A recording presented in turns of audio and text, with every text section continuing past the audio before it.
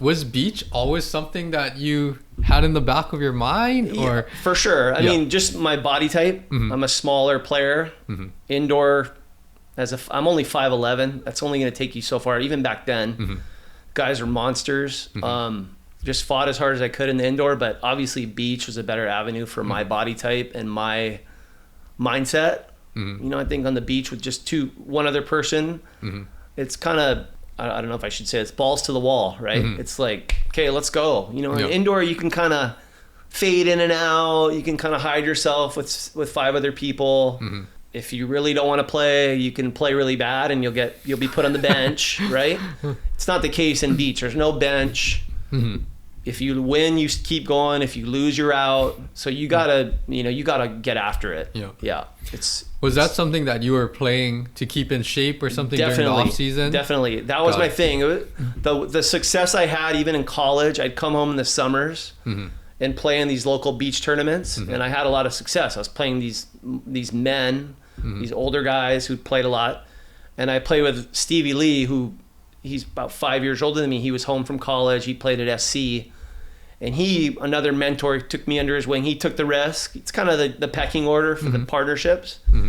And he took that risk and picked up me, the young guy. And we had a lot of success locally on the men's open tournaments. And we won a lot in those kind of 3-4 summers there when I was in college. Got it. That was kind of my segue into deciding to get after it on the AVP and try and qualify. Yeah. So on the AVP, what was that experience like?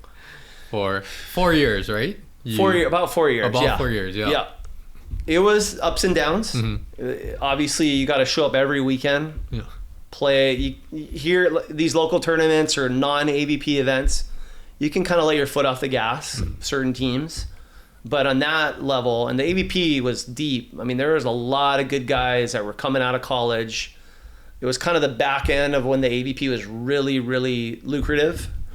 So it was still kind of feeding off of that. The 90s, 80s, 90s, the AVP had gotten really big. And then at the end of the 90s, into the 2000s, it had kind of slipped as far as prize money, sponsorships.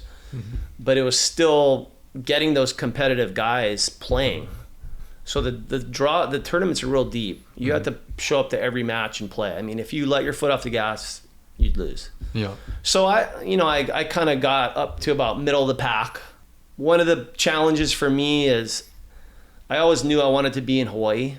And when I had a family, when the time came and settled down, this is where I wanted to be. So I kind of never jumped in 100%. When I say 100%, the best thing to do for to play on the AVP, in my opinion, is to move to Southern California and just inundate yourself in that lifestyle, in that volleyball scene. I mean, it's such a big a big pond, right? And you got to train there. It's like surfing on the North Shore. You got to just kind of move there and get in and get your name out there, find the right partner. So for me, I would go up there in the summers and I'd be thinking, I got to get home. As soon as the season's over in the summer, I want to fly home. Whereas I probably should have, from a volleyball standpoint, just stayed there and just gone all in. And maybe I would have gone up further in the rankings. Because there's a lot of guys I beat that ended up going to the Olympics or winning tournaments. I had my fair share of success. I never went to the Olympics. I never won an event, but I beat guys who did. That's kind of an indicator that I could hang with the big boys, I think. And then just time kind of rolled around, and 4 years, I got my ranking up to a pretty good spot. And then things started slipping a little bit, and I met my wife up there. But she ended up moving out here, not because of me. She just happened to move out here, and we reconnected out here, and I was still playing, but leaving her for 3 months or 4 months was always hard. And I turned 30. It's kind of like, okay, I either got to go all in to the AVP and just go for it and stay in LA or stay in Southern California, or maybe time to move on, because the money wasn't very good either. That was another challenge, right? I'm playing for not much money. Do I really want to make that move? Do I want to end up stuck in California? Like I said earlier, there's a lot of guys that I played with that are now there raising their families or working up there. So in that respect, I made my move. I came home, and here we are. Now I have my family. I'm raising my kids here. That's another thing. I really wanted to raise my kids in Hawaii. Yes. Special place, and the water and being in the ocean. Yes. just the weather and the huge family I have. So here we are.